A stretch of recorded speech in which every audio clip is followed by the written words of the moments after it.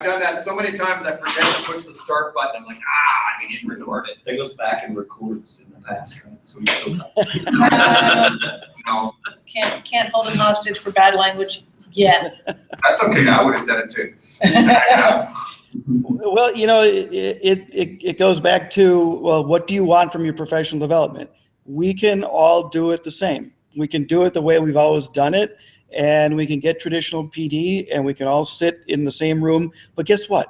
We're not all getting the same thing anyway, because, you know, when we're talking about some things, I'm checking my email, I'm planning a lesson, I'm, you know, sharing something else on Twitter, because I've been doing this for 5 years and I don't need to know about this. So I'm going and getting my own personalized PD anyway. Right. As you're learning how to use the mouse, you know, I'm figuring out how to, you know, save my Periscope so that they don't go away after, you know, a little while. I learned that last night. I saw that. That's why I mentioned it. And then I did too, and thank you. So there's one thing, Jason, that I find, because I've been in my institution for 21 years, and they keep offering the same Blackboard introductory course that I took 15 years ago. It might be new, but there's generally nothing that I really need, so I pushed myself, and that's okay. But I think there's a balance we got to be careful with, because I do go to sit and get or plan sessions in our university, but I love it because I meet a bunch of people I didn't know. And so I have to work to make sure I'm also doing the traditional, because then I get to meet different people I'm not going to run into. And I would say that that's still personalized PD. Yeah. Because for you, you're still getting what you need. And you're saying, I don't necessarily need to go to this session. I need to connect with other people and have great conversations about education. Right. You're not going to that Blackboard. I'm going for the people. It's like a conference. The hallway conversations are better than most of the content on most conferences we go to. Or other people's thoughts. Roy. And, you know, just real quick, before he jumps in, I heard that a lot as people came back from ISTE this year.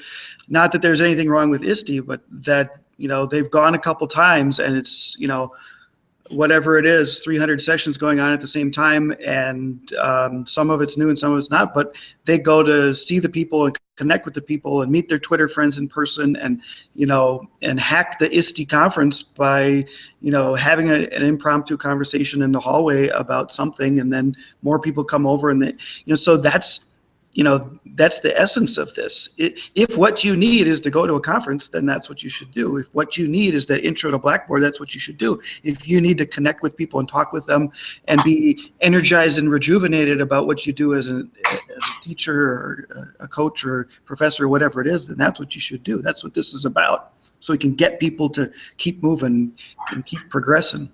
Mm-hmm. Jason, the question I have is maybe more scaled down. When you're at a professional development and you're speaking in front of a classroom of teachers, what are some do's and don'ts to kind of keep people to where they get a lot out of it as opposed to not getting much? Well, you know, you were in the session yesterday, and you know, for those people who got something out of it, you know, for that sit and get, you get 45 minutes. I think it's got to be a little bit fun. It's got to be a little bit interesting and new. It's got to be slightly overwhelming so that you don't feel completely comfortable. And I think there's got to be a lot of stuff to choose from, right? I think it's, you know, it's different than going to the wedding where somebody else has planned it and they come with the platter and everybody gets the same thing. You may have two choices, you know, chicken or beef, or maybe gluten-free now too. But everybody gets the same thing. I like to have a buffet. So, you know, you don't like Camtasia? Fine, here's EduCreations. You don't like EduCreations? Fine, here's TouchCast. But there are, you know, things that you can choose from. I don't know if there's a do or don't, but I sort of, if we have to do those in-person sit and get things, I want there to be options. And, I've considered upon occasion, doing a session on one tool, or 2 or 3 tools. But if people, aren't interested in that, then, we haven't given them much.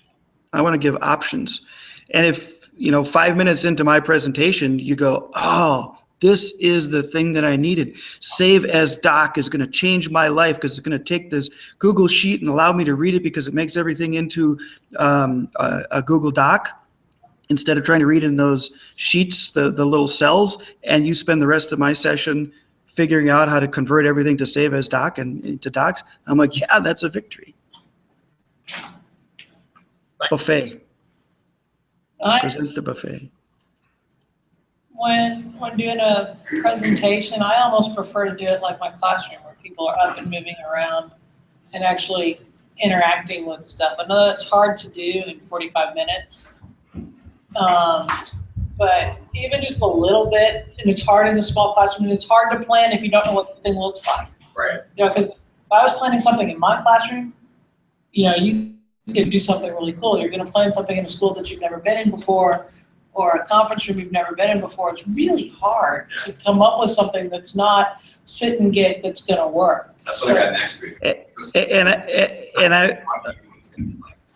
Sorry, Ken. I think it's a challenge because a conference is a little bit different, I think, than a PD that you do in your district or in somebody else's district. A conference, so people are coming to that conference and to that session to sort of hear an expert. So it's not like this ed camp where we can all be sharing things.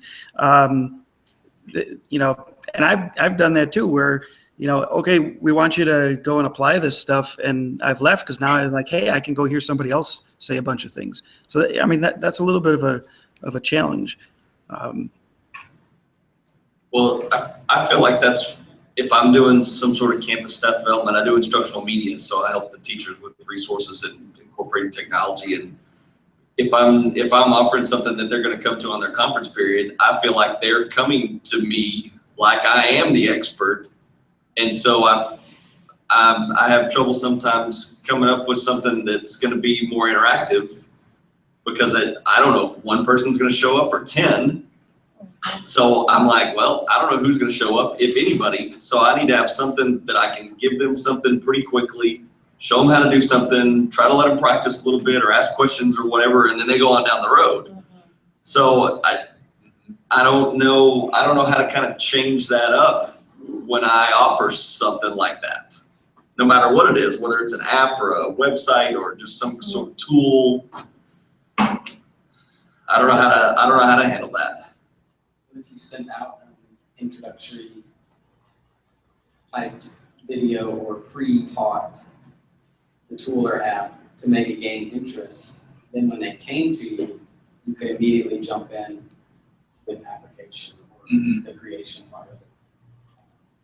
Kind of flip it so that the people that are going to show up Already have or interest about And, that. and this is key to the personalized PD because you want your faculty to be self-driven, thinking this is something I need, and most of them aren't in that mindset. They're used to going, sitting, and getting, not hey, maybe you could teach me this, or maybe you could teach me this. And I think it's the same problem we have with our students getting that they can drive the learning, and the teachers aren't used to it either. And the admins less. And I think that's a good technique to create that ahead of time, but sometimes we don't want to make more work for ourselves. So you could have a Google Hangout on air as you're introducing this, and then share that afterwards with people who weren't able to make it or didn't want to come because they didn't want to do it in person. Or you could use a swivel, which is that thing that moves your camera around. It's like your personal camera person called a swivel. And then you can say, this is what we learned, and you can learn it now, and you can come and ask me about it later, or what other ideas do you have on how we could, add to this? Well, when I saw the title of this, and I think about some of the PD that I sat in, whether I had to be in that class for 3 hours and I could learn the skill by hour 1, but yet I still have to sit in there for 2 more hours to get credit.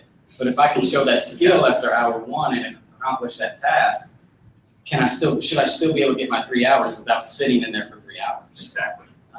Or move on to something more advanced if I was ahead of some other people. Right.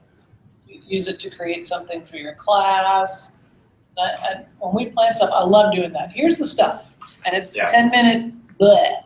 And then the rest of it is, how does it work for you? Right. And now we have that collaborative thing. You're building this and you're building this, and we have the same class, so let's work together on this. The problem is the measurement unit, and that's why in the software engineering discipline, rather than make estimates of this is gonna take X days or hours, the joke is we measure in jelly beans or gummy bears, because you gotta remove that unit of measure. That's the problem, is I learned it in an hour, I want my 3, because I need to get 80 hours this semester or whatever. That's the struggle that admins have with how do we give your points for your personalized PD.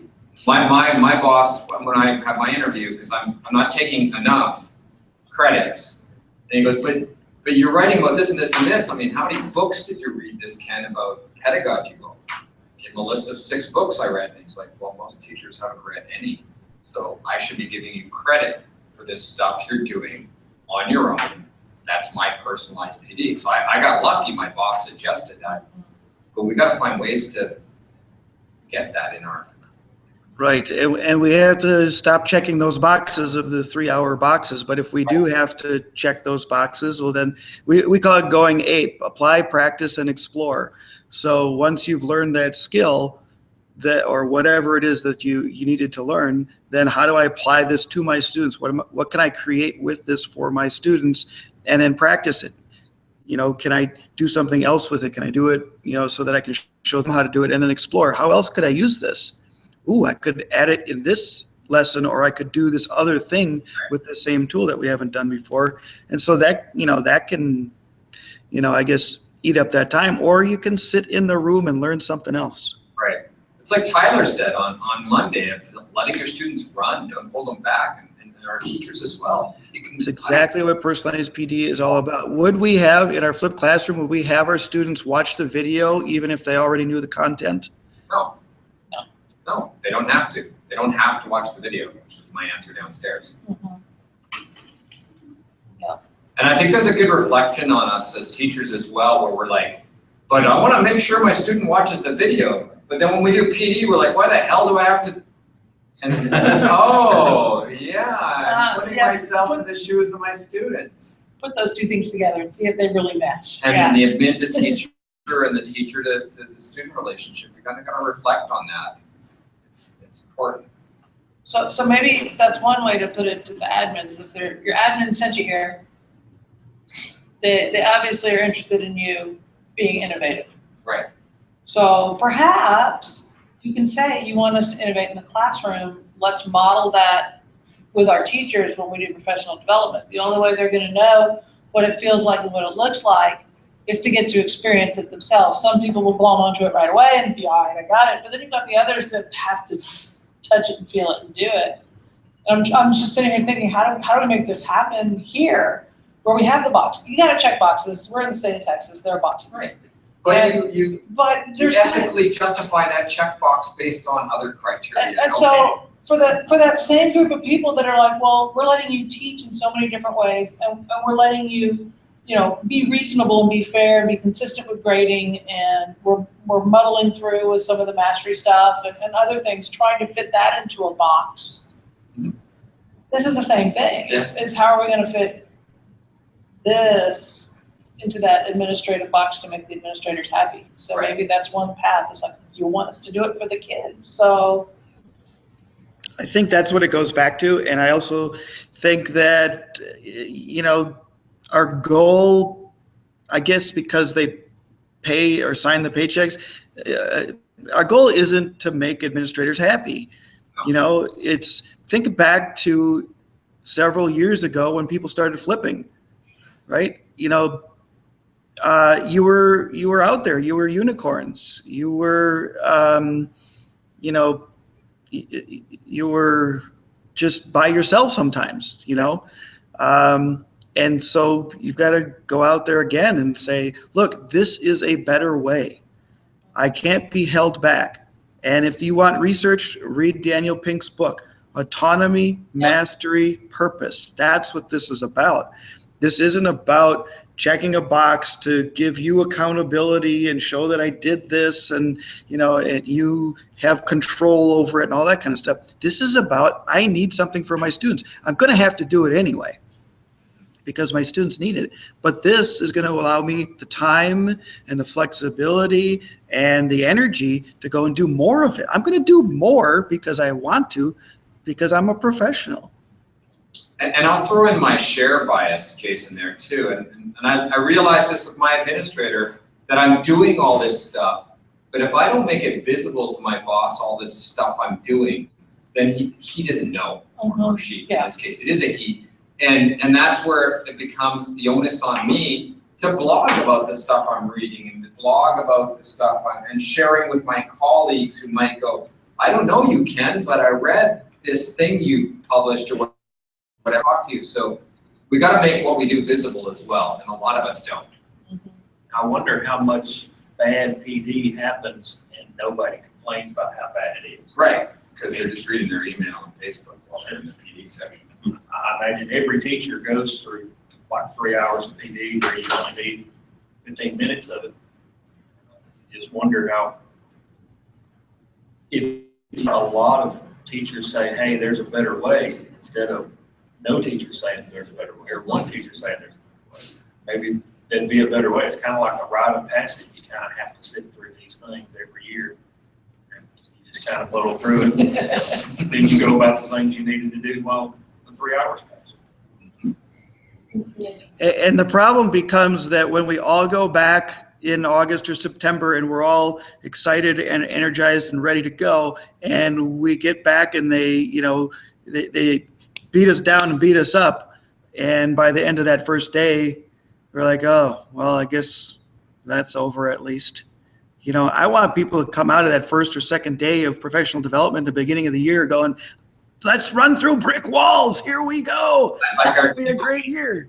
earlier today, my brain is full. Uh-huh. Yeah, that's what I want. A student.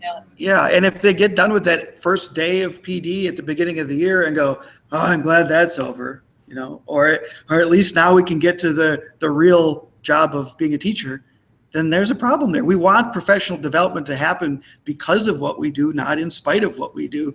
Right. And, that's What's the next different options. Because this was awesome. Wouldn't it create a motivation in the teachers to complete if they knew when they were done? Yeah. And maybe that would motivate them to stay off email, their phones during the PD. If, hey, when I finish this task and I show that I have mastery of these skills, then I can go, I'm done. All right, we'll move on to the next PD or go to lunch Or sit down and help your colleague who's lost, which would be even better. Yeah, there you go. But Yes. I think that's an important thing to address, though, if I can. If it's about constant progress, then we're never done. Right. Right? Yep. And that's why, when I talk about accountability, I say, well, mostly it's garbage.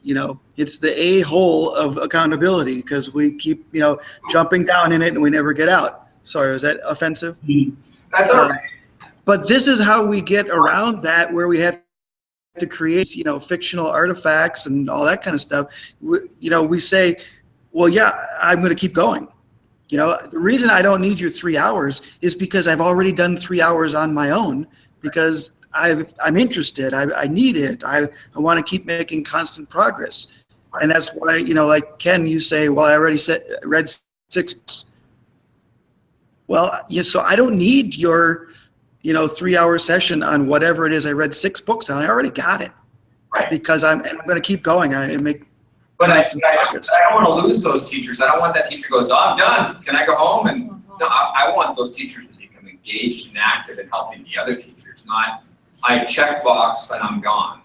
And that's the other thing you got to be careful with of setting up is just comply, but not complying hours, complying tasks. Then you have that danger where it's not personalized PD, it's individualized PD, and I'm solo. Yeah. Because I'm all about the connections. bias again. Yeah, you are. Sorry, That's a good I know thing. myself. So that's my point there. So what kinds of? Kay was saying something, but Jason didn't hear what you were saying. So what, Um, you were saying something Oh, earlier, I about, just didn't hear you saying. about how we set up this horrible snowball effect because Right. we offer PD that's all effective and then teachers expect that and then they come expecting that and so we give up and we, it's this horrible, stuck in this horrible pattern. And we're trying to do some things like what I think what you described, Mhm. what you were doing. Uh-huh. Because I work at a service center and that's a big part of what we do is provide professional development. And we're trying to do some things like.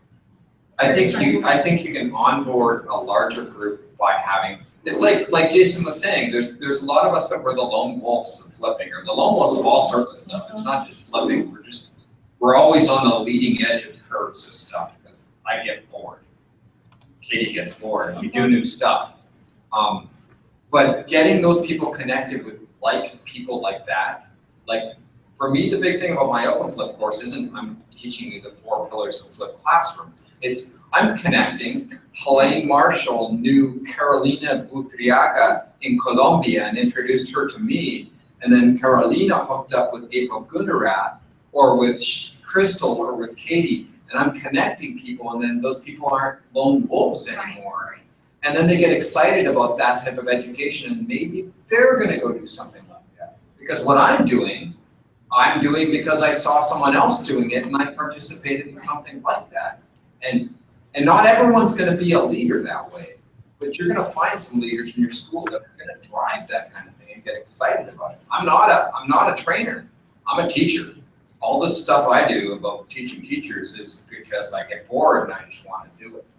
So you gotta, and it's frustrating when I see someone like that in a school and they're just being kind of, hey, that's not your job, that's the training department's job, and they get pushed down.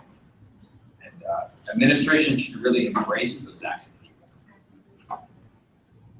Give them some more money when they get money. What, yeah, we're taking, We'll take the money, or Starbucks cards or something. yeah, there you go.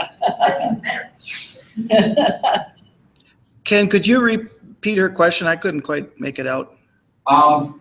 You paraphrase it again, because I lost myself. I don't think it's really a question, it's Oh. just saying that we're putting stuff in a cycle. Oh, yeah, so teachers expect sit and get. So if you try to do something innovative, they come and they're like, but we don't, We're supposed to be what able the to hell, share you're email. supposed to be, it's kind of like my students, you're supposed to teach me. Mhm. So how do you set up the expectations of that this is gonna be different? And I was thinking maybe something like give them a video about how this works, or give them some information about this is not gonna be your normal PD when you come on Saturday. Like, how do you set up the expectations, maybe is kind of question for you, Jason. Well, I'd be happy to talk about that. Oh, I'm getting lots of feedback. How'd that happen? Well, anyway, so I've seen this where, you know about play dates. It's an acronym, Mhm. play date. Jenny Majera and others, you should check that out. But we sort of had that set up for a half day of PD. And so around the school, there were different locations where you could go and learn different things. But it wasn't set up. You know, it's kind of like we do in our flip classes. You have to set it up. You have to sell it. You have to explain why and what. And then people will go, oh, okay, so you're saying this is better for me. Well, and here's how we're going to do it. And then they can go and do it. And so we had a lot of people, and I was one of those people. I'm like, what are we supposed to be doing? We're in a room and there's a QR code, and I guess that has a video that tells us what's going on in this room. But it was like there was 3 hours to go and explore these things. And sort of after people figured it out, they're like, oh, this is like me going and learning things, and this is kind of cool. But you have to set it up. You know, it's like whoever was talking yesterday about gradual release of responsibility. You know, I think that's a way of doing it. That, you know, you can't say, hey, we've been doing traditional PD for the last 20 years. Today, we're going to do an Ed Camp Go. Right. You have to do like Brian did yesterday and this morning. You have to sort of set it up and explain what it is and how to do it. And then you can go Morning from with there. Brian, it was that way because David was actually saying, no, that's not how you do Ed Camp. You gotta just put the board up and people go with the Post-its. It's like, no, I don't think people are ready for that. We're gonna kind of go halfway of put the Post-its up there. Yeah. We're gonna organize the Post-its. Or Kara Johnson was saying with her students, we wanna get them to the real freedom by the end of the year or semester, but we gotta start at the beginning with a lot more control and then kind of gradually chip off that control blocks until we get them to that goal. And that, I think that was really important. I learned something from Kara, because a lot of times I just throw my students in the deep end in the first week, and they're just like, what the heck's going on with this laissez-faire attitude? So, and I think that's important too. So it's the gradual. Yeah, that's a very good. I really loved how Kara presented that yesterday. When we did an ed camp just this summer and with fine arts teachers. And it was just, they were the most, we started with them because they're the most Well, yeah. ones. They're used to sharing. But then I did another similar thing with some content area that not so much fine arts. And they were just like, wait a minute, what am I supposed to do? No, what? The engineers, yeah. Yeah. You can say it. Pretty But much. it is hard to make that, to know where you are on the path and to be able to keep going on the path. I think again, you need key drivers. You need key people that are, it's like when we do sessions here, we've got a couple of people that are active. There's listeners, there's participants, there's silent participants that might be silent in the room, but they're tweeting like hell or all sorts of things that are going on in any one of these interactions, and you have a mix. Right. If you have a bunch of passive people, it's just not gonna work. I think. To an extent, you have to be okay with that some people are going to come out of that experience with, creating a whole new way of doing their classroom and, videos and all that kind of stuff. And some people are going to come out with something that they wouldn't have otherwise gotten.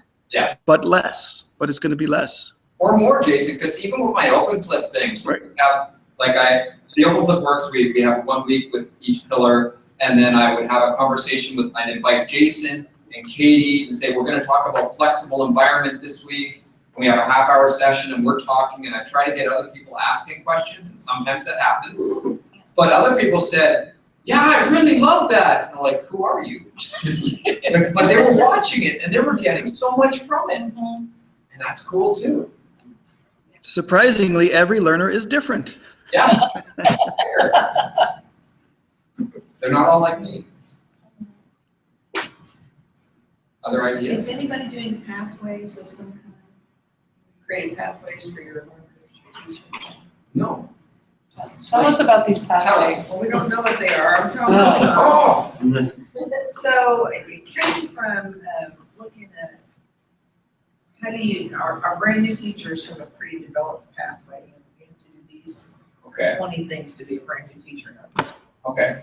But then we mix up PD with brand new teachers who've been 25 years, 5 years, and then nobody really gets anything out of it.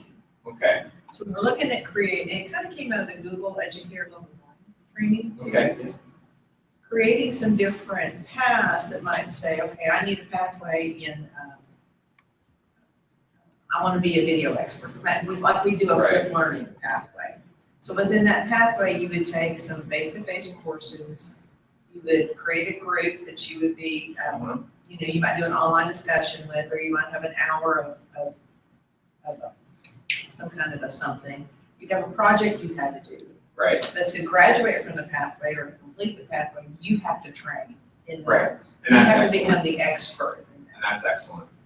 So we're not there, but we're looking at how to Because right do at the beginning, I was common, as someone who's been 20-something years in my institution, I get bored of the same courses being offered.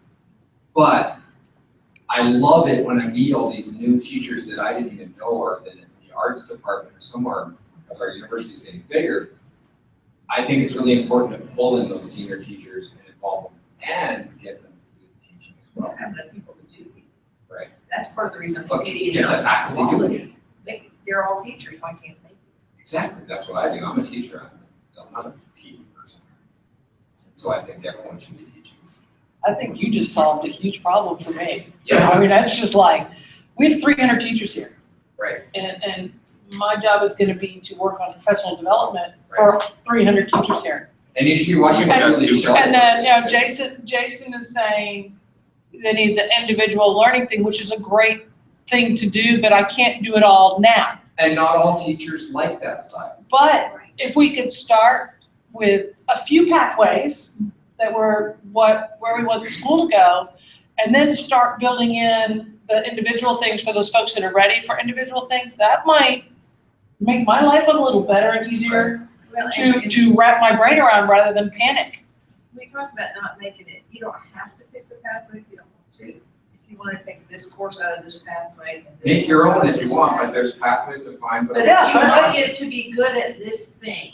Right. Here's what you. And Katie, don't be afraid of the small group or the big group as well. If that's what people need, if that's what they say, we all need this, then get them together and give them that. That's, there's nothing wrong with that. It's just that they're identifying it. Have you looked at Julie Shell's work? No. Okay, so she's another board member here. Unfortunately, she's involved in the University of Texas Austin and works a lot with teachers with the on-ramp program they have there. You should definitely talk to her.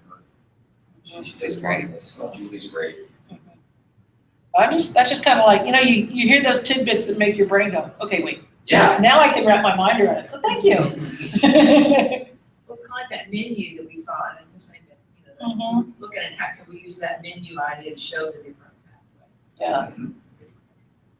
The other thing that happens to our teachers is that because we see them in technology, I'm in technology, so we see them often when they first start the district, is they're so overwhelmed by the 50,000 things they have to do. But if they knew what it was and when they were gonna do it, I think that might alleviate some stress along the way. Feeling drowned. And the day before school starts, not really the best day. They can't absorb it all, Yeah. there's no way. They Yeah, can't, that's then there's another not time. product of our system. I'm just trying to find school for my own kids and I don't have time for this. Yeah. Yes. Before you've even been in your classroom and have no questions, do the classroom management. No. But if you had a pathway you were gonna follow, and Yeah. all new teachers had to do one. That would be a good choice. And it also, is that whole idea of ongoing learning. It shouldn't just be that one day. Right. Is it time to wrap up? It's getting close, but we're fine. Yeah. I was just making sure, because I always screw up in the time. Well, I want people to get to the 2:00. Got about 15 more minutes if you want to run. If you want to break, then less than that. Any other thoughts? I would just add, do it. See what you can do, see what you can make happen, see how far you can push the boundaries to allow teachers or to give teachers the opportunity and everybody else the opportunity to explore what they need and then keep going with it. It's like Ken says, it's going to be more, it's going to be greater. And that, is for those people who are out there doing it already, but it's also for that person who sits in the staff meeting or sits in the PD session and gets nothing. Now they might have an opportunity to get one thing. And so everybody's moving, everybody's making constant progress. And let me just put in a plug for Patio PD. There's still time. Get those people on your patio and have a conversation, have a drink, and enjoy each other's company and the great minds that you work with and learn together. It's good stuff. I love an excuse for a grill. I love those. Cool. Well, thank you, Jason, for connecting. Good to see you again. Well, thanks for inviting me. It's good to be here. Be talking again soon. See you later. Enjoy the rest of the day. Julie's great. She works with Dr. Eric Manser as well, who's she's really big on peer learning. You've got our neighborhood too. Yes, We're not perfect. and she's usually here, but they have their big on-ramps activity at UT Austin right now. Julie's great. She's amazing. Mhm. Thank you, everybody.